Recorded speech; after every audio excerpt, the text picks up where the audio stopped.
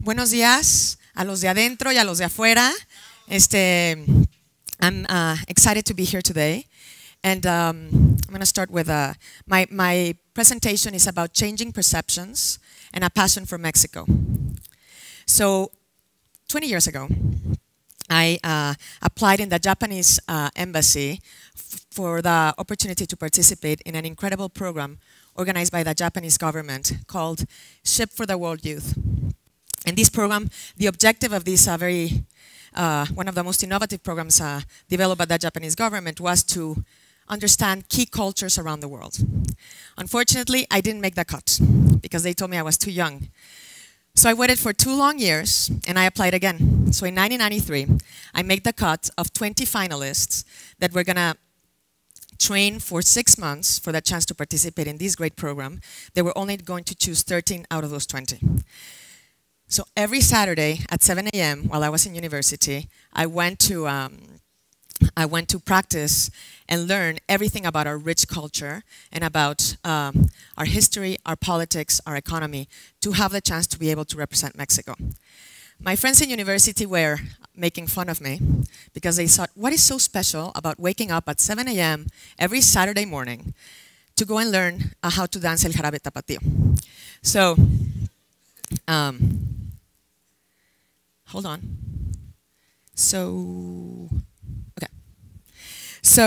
But in my heart, there was nothing that I wanted to do more than actually be able to represent Mexico in a very international program.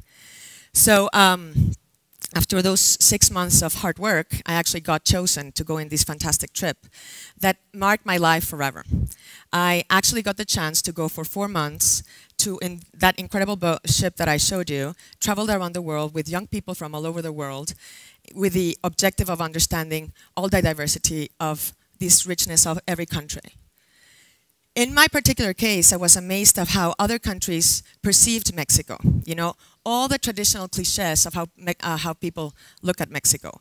And for all of those of you that are Mexican and that are in love with Mexico, you know the drill. People think that that Mexico is, you know, burros and churros and sombreros and, you know, all those things that, yes, are part of our culture, but that's not really what defines us and where we are. So in this particular program, we work really hard in changing those perceptions and opening the eyes of the world, of that small world where we were exposed to, into the richness of our culture and the depth of our history that actually represents that creative culture that we have in Mexico today that actually represents us. So we talked about, you know, contemporary art. We talked about our incredible influence in cuisine. We talked about our architecture. We talked about our music. We talked about even our politics and our economy. You know, we have our challenges there, but many other cultures around the world are full of challenges as well. So, so that really was a pivotal time in my life because I actually got the chance to confirm my passion for Mexico and feed my admiration for the country. And as part of that training, I actually had the chance to visit some of the top tequila distilleries in Mexico. And the first time that I actually, you know, walked through an agave field, I fell in love instantaneously.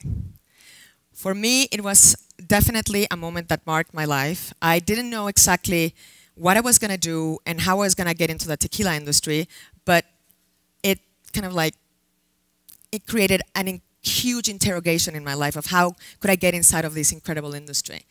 So I don't know, for those of you that haven't had the chance to go to an agave field, an agave field is one of the most gorgeous Mexican landscapes that we have in our country. We have, it's a gorgeous color, that it's a blue-green color that changes with the time of day.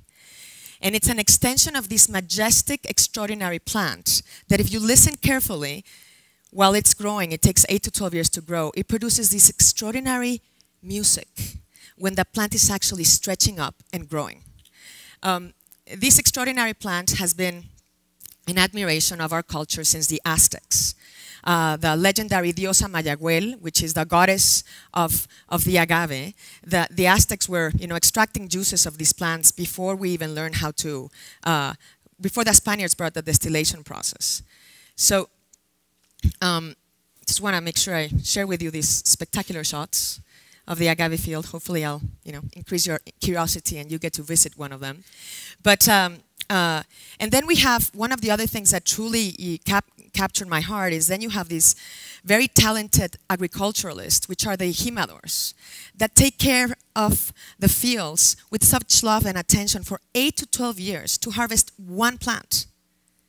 That will forever change your point of view of how you view the tequila industry. The next time you sip or you drink a tequila, you have to remember that it takes 8 to 12 years to grow one plant, to be able to extract the juice, and then to ferment it and to distill it for this incredible transformation of this majestic plant.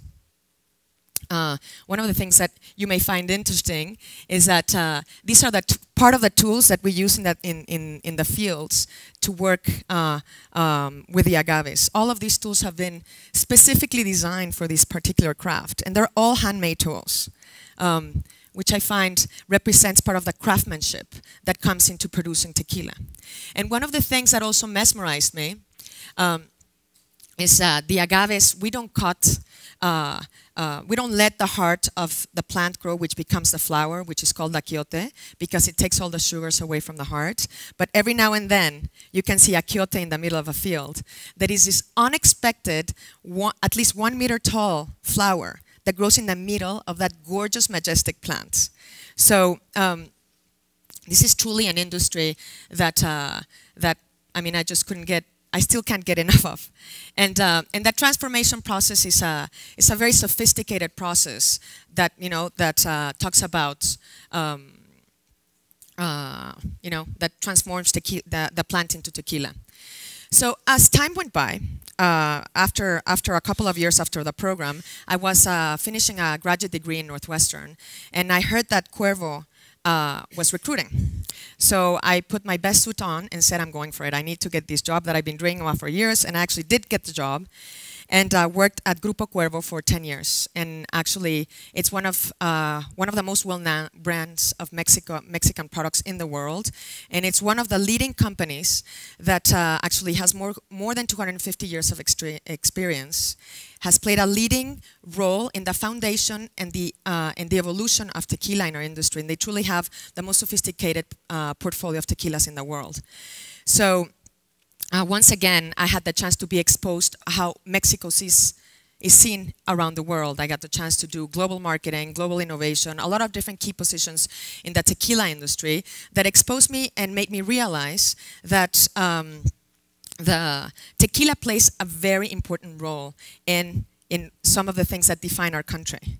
So I was, again, very mesmerized that we're viewed by a kaleidoscope of cliches that we're all fighting to actually change as we go on. And before I introduce this colleague of mine, when I actually, I'm talking about changing perceptions, as a woman in the tequila industry, the first time I got to my job, the first day I got to my job and I looked around, I was like the only woman around in a managerial job. Plus, to make things tougher, I was the youngest one there. And as I moved forward, I always approached my job not as a woman or as a female or as a male or anything. It was all about the passion of tequila. And I joked with my mentors that actually when I received that title of Maestra Tequilera by the Academia Mexicana de Catadores de Tequila, that I almost had to grow a mustache for order to get my diploma. So, and jokes aside, all the guys in that room had a mustache, so it was pretty funny. But my mentors and my colleagues, actually, what puts us together is our passion to take this industry further. It's our passion to be able to protect our appellation of origin and take tequila to places that tequila has not been to. And today, tequila can compete with single malts, can compete with whiskeys, with vodkas, with any other category that's out there commanding in the top luxury segment of the spirits world. So.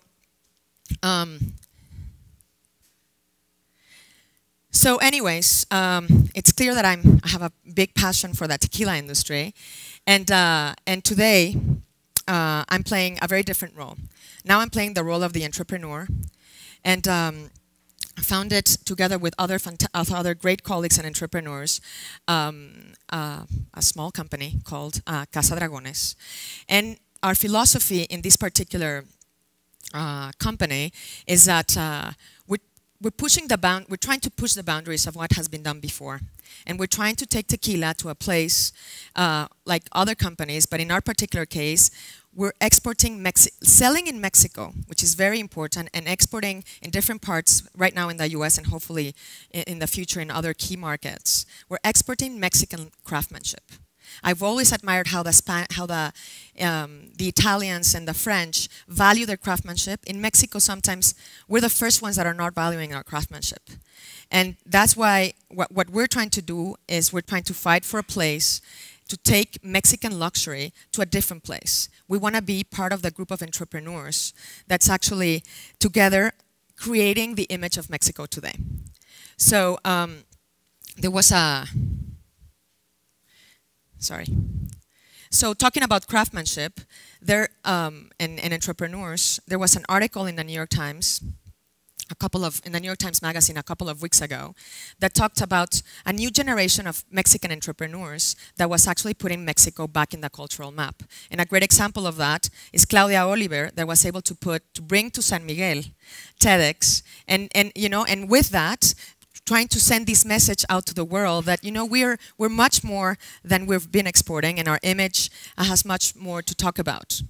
So in our small little company, in nuestro granito de arena, is about being able to sell that Mexico that we all have in our hearts, that we all, every time we are exposing Mexico, and people are, no, but Mexico is this and that, and we have a very big definition, a very big sense of belonging, a very big sense of pride, then that's what we're trying to put in our own granito de arena. That's what we're trying to sell. So for me, in my particular case, it brings me back again to that agave field where I first began, and where my passion for Mexico and my passion for tequila is only continuing to grow. And I've been selling Mexico all my career, and I will continue to do so. So thank you very much, and have a great day.